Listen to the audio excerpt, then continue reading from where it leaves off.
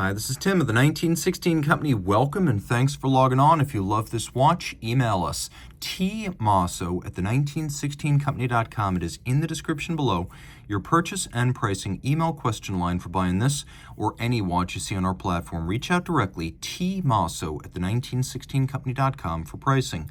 Today, we're discussing a limited edition of 10 pieces launched in 2020. This was the send-off model for the FP Journe Octa UTC, his travel time watch. Originally launched in 2011, it bowed out in 2020 with a split edition, 10 pieces in platinum with a blued gold dial, and 10 pieces in rose gold with a blued gold dial. So this is the platinum model with blue dial, and yes, it is made of gold, though it has been blued. 40 millimeters in diameter, 10.1 millimeters thick from lug tip to lug tip, 47.6 millimeters with a 20 millimeter spacing between the lugs. Out of the hand and onto the wrist, you can see it wears well.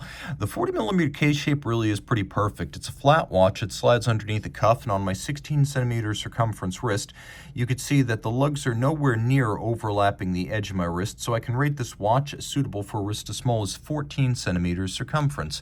There's your over-the-top shot.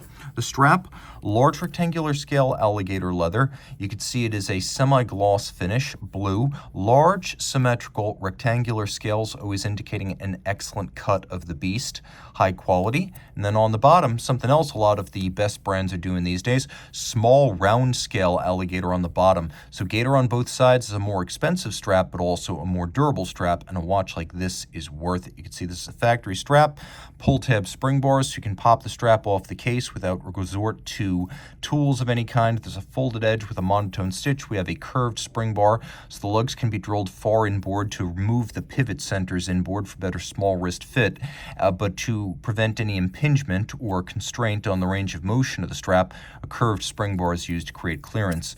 We have a pin buckle in matching platinum. Good time to mention, the Journe makes its own dials, cases, and movements in-house. When you buy a Journe, you are paying for vertical integration and a watch that is all Journe. You're not buying castles or sports cars for the name on the dial. He is absolutely committed to his craft and reinvesting in the business.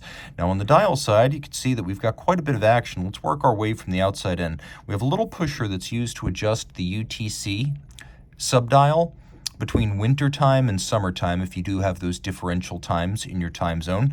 We have the famed double dimple, knurled crown without branding, a Journe signature. Everything is polished, the mid-case defined by the overlapping flange of the case back and the bezel.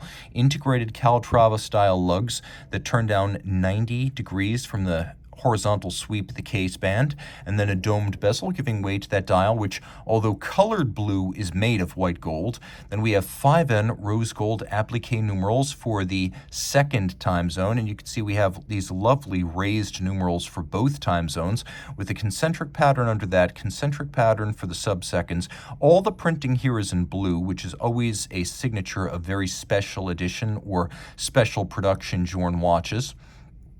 And then we have a polished bezel surrounding the 2 hours, minutes, and seconds. Note that it's been black polished and steel, beveled on its edge, with dial side assembly screws, a long-running signature of FP Journe. A polished power reserve indicator. 120 hours is the chronometric power reserve of this Octa UTC, but if you let it run from maximum wind to exhaustion, it'll run for almost 7 days, stopping at about 160 hours. Now we have two quick setting mechanisms. One of them is for that secondary time zone. You can set your current time zone using this sapphire painted disc, so you can see how it's actually paint on sapphire, creating a lustrous bi-level display that's colorful and artisanal.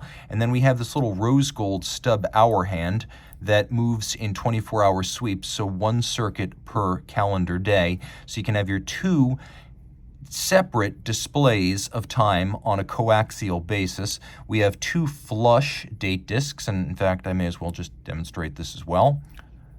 The watch includes a quick set for the date as well. Note the discs are flush, always a feather in the cap when you see a double-digit date, and that here too, the printing is blue on silver white. Universal coordinated time.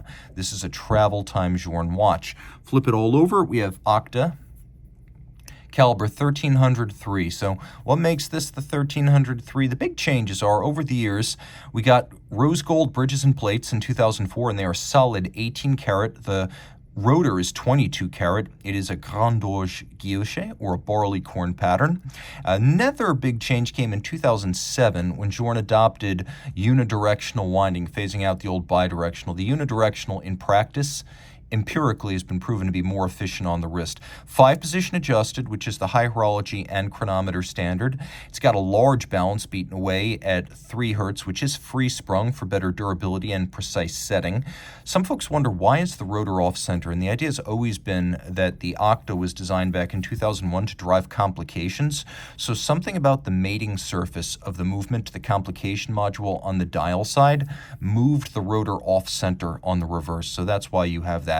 It is a large movement, 30.4 millimeters, so it nicely fills up the case back. It is a mark of a true manufacturer to build a movement that properly fills the case back, and we have that here. And you can see that we have the famed Holt head screws, so you can't open it yourself, and that is part of the idea. It's a feature, not a bug. The watch is 30 meters water resistant. And you can see FP Journe writes chronometer on there because he says that his automatic movement does a better job of overcoming the fluctuating torque of an automatically wound mainspring, thus yielding, along with the free sprung balance and the 5-position adjustment, a more accurate automatic that can be described as chronometrically precise. Even though he does not COSC certified, he says that he does go beyond the COSC. And part of the way he does that is he takes a mainspring that is about 1 millimeter wide and 1 meter long, and that provides a very regular flow of torque, even as the winding system charges and the escapement discharges the movement. With a gold dial, a platinum case, and a gold movement, this is a very hefty watch that feels as solid and special as it is. 10 pieces only, and a send-off model for the Octa UTC model. Reach out to Team Mosso at the 1916company.com for purchase and pricing details.